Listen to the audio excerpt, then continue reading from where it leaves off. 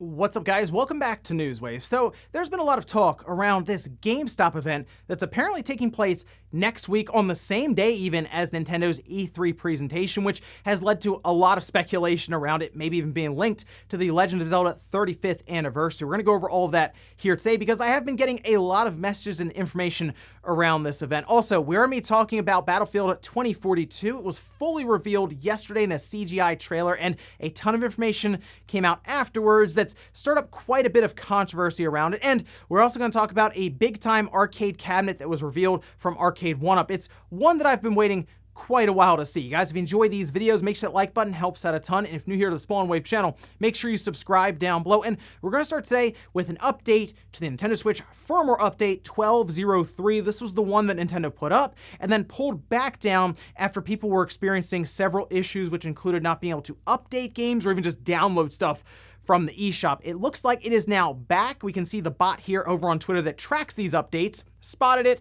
yesterday, and it does appear that everything is fine now. So if you were someone who was concerned about updating because you were hearing about the issues, it looks like whatever problem Nintendo was facing there with 12.03 has been repaired, and it could have even had to do with their side with the servers, and the update is still maybe the same. It appeared to be something that had to do with the way the Switch, your Switch, was kind of handshaking and talking to the server at the time. So good to see it's been fixed in 24, 36 hours or so. Not too bad there. So if you're waiting to update, you should be able to go ahead and do that now. Also, the Ninja Gaiden Master Collection is out today on all platforms, and that includes PC. In fact, it looks like the PC version may have been the platform that was the afterthought for this game getting ported.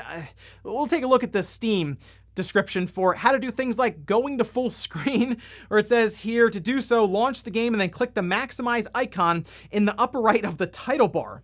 In order to return to windowed mode, press the escape key while in full screen mode. That sounds like stuff we would have dealt with over a decade ago on PC, but it gets better. To change the output resolution, which you have a couple of choices here, that's 720p, 1080p, or 2160p, the obvious omission being 1440p. To configure the resolution, open the game's properties from your Steam library by entering 720p, 1080p, or 4K in the text field of launch options. You can fix the resolution to the corresponding value. So not very intuitive, and we've seen some rough PC ports in the past, like Nier, for example. That wasn't great. This might be worse. I just figured it was worth bringing up for anyone who saw the Ninja Gaiden Master Collection head to PC, and that way you don't miss that, because I'm sure many of you are probably even playing at 1440p, and then you got to basically choose between, okay, can I go up to 4K and bring that back down to 40p, or do I take 1080p and kind of stretch that out a bit? Or just the idea of just changing resolution or full screen by clicking the maximize. It seems like a rough PC port. That might be putting it lightly. Oh, and I may have been wrong about Final Fantasy VII Remake Integrate not being a massive upgrade because, well, they fixed the door. Now, many of you may not know what I'm talking about, but there was a door that was missing, or, well, it had a texture, but it was barely there.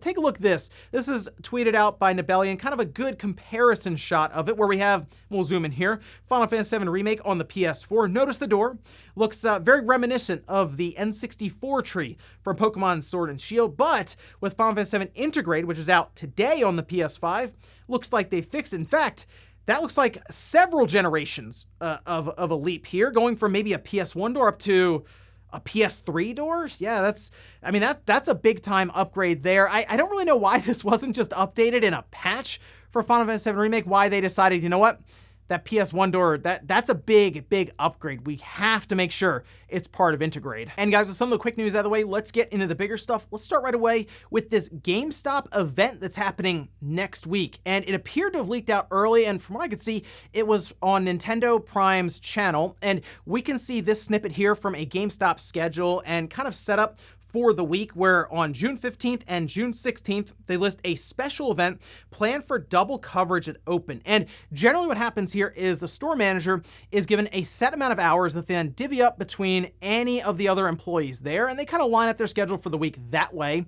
And what happens is if there is an anticipated restock for a very popular system, at the time it was the Wii when I was at GameStop, and anytime there was a Wii restock, we would get extra hours and it would just be a nightmare and a free-for-all at open because GameStop would announce it like the day before and then everyone would show up when we first opened. So you need someone on the floor, you need someone by the register to make sure everything's going smoothly. And we've also seen it for console launches and midnight releases. Those were the ones that I specifically remember where we would need extra hours and double coverage for events. So this has led people to wonder, okay, could this be for the Switch Pro? Could Nintendo be announcing at E3 and then saying pre-orders are open now? No, I don't believe that's happening. I think that would be a disaster and a terrible idea by Nintendo and even GameStop, because that would be really bad. We saw what happened with the PlayStation 5 when pre-orders just randomly opened. It was chaos. No, I think this has to do more with GameStop running a promotion alongside of E3, and that has a lot to do with a poster that appears to be used kind of alongside Switch systems that GameStop is currently holding for sale starting on the 15th. Basically, it looks like when you buy a Switch, you're gonna get a poster alongside of it. And I wasn't sure if this was something that could be posted up, but it looks like people started posting it up on Twitter. So you can see this one here posted up by Matt. And we can see it is a double-sided poster, by the way. This is just one side, but we can see Link on the front there with a bunch of other games from the Legend of Zelda series. And I mean, we can see like Twilight Princess, Wind Waker, and so on, obviously to kind of commemorate the 35th anniversary for The Legend of Zelda, something we expect to hear quite a bit about from Nintendo during E3, even if it's just for like the rumored Wind Waker Twilight Princess bundle to go alongside of Breath of the Wild 2 being shown off and maybe given a release date. That would still be enough for GameStop to say, okay, we're going to have this really cool Legend of Zelda poster ready for you if you decide to come in and get a Switch. Obviously, there's gonna be a lot of hype around Nintendo at the time, so GameStop most likely is looking to take advantage of that. Also, one other piece of information I was able to gather is that there will be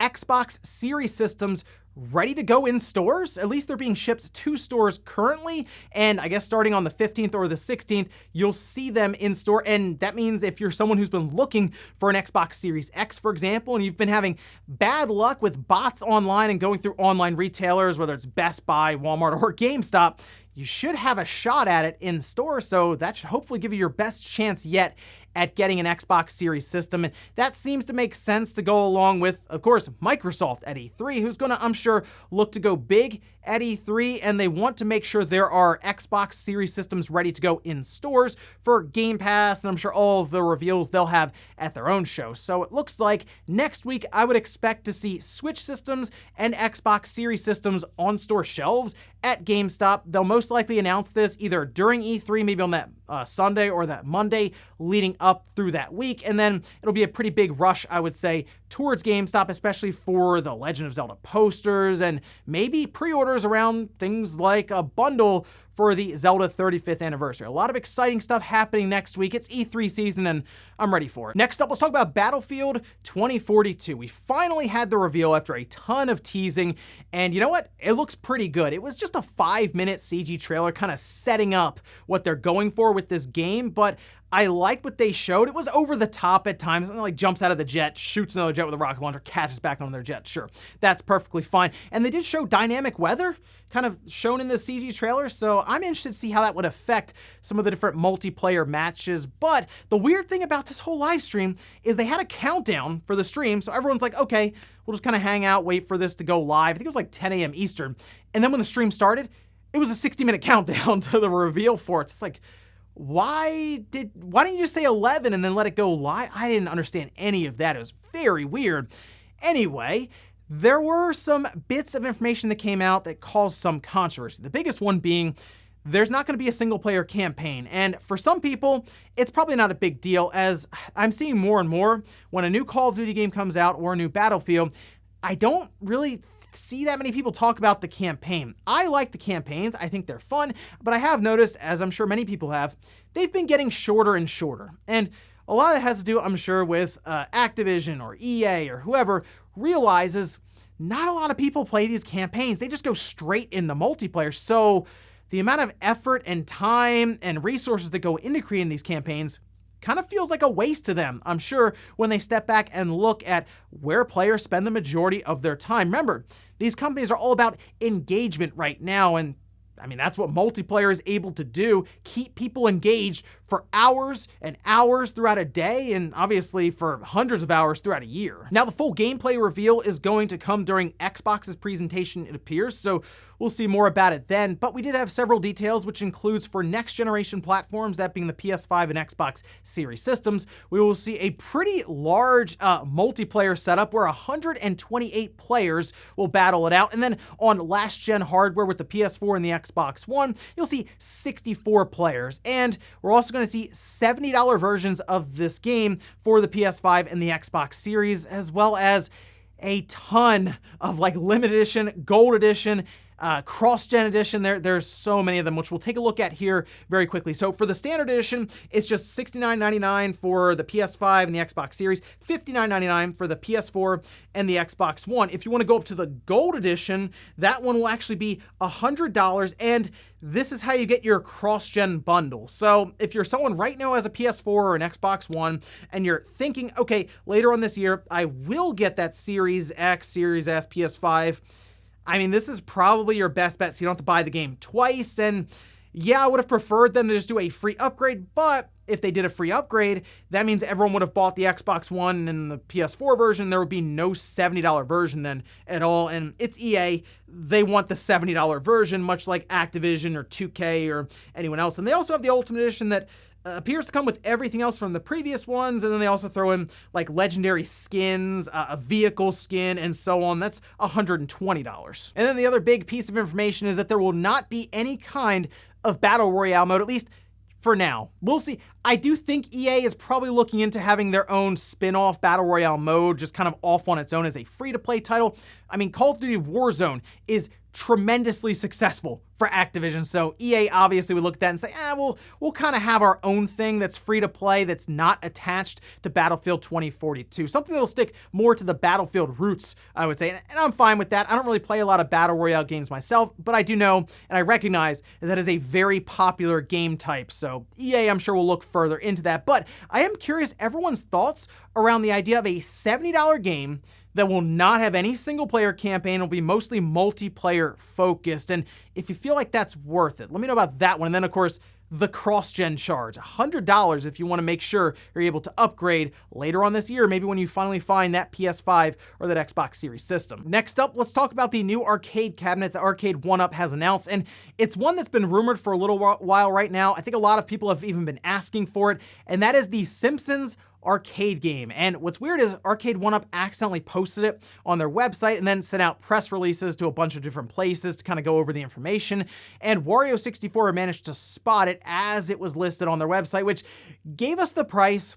Gotta say, it's higher than I thought it would be, but we can see that here from Wario64. The Simpsons Arcade 1UP officially announced at $600. Since then, the listing has been removed, so maybe it was a placeholder price on their website, but I have to imagine the licensing for this, it probably is kind of expensive. We can get a nice zoom in here on the arcade cabinet as we go over this, though, and it appears it's going to have 2 games. That's another thing, like the $600 price. Two games, that's tough. And they only have unveiled one of them, obviously that being the Simpsons arcade game from the 90s, a game that I really enjoyed.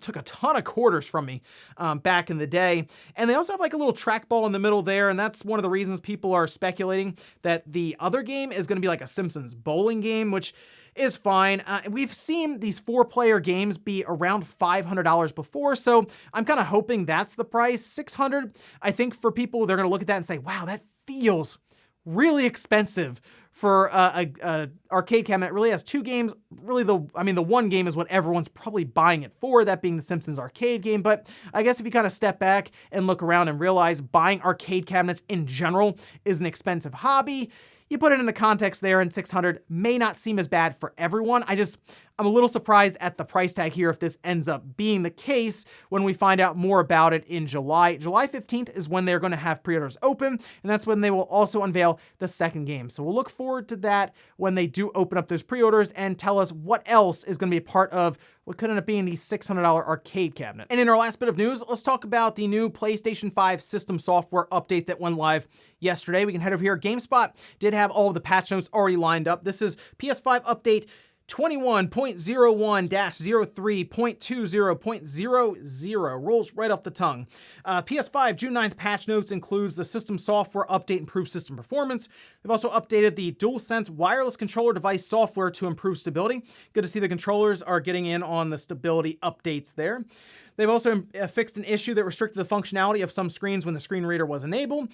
They fixed an issue where games that you've hidden on PS4 were not hidden on PS5, and they've made the process of copying games from USB extended storage to console storage in the game library more stable. So there we go, the external hard drive also getting in on the stability updates here.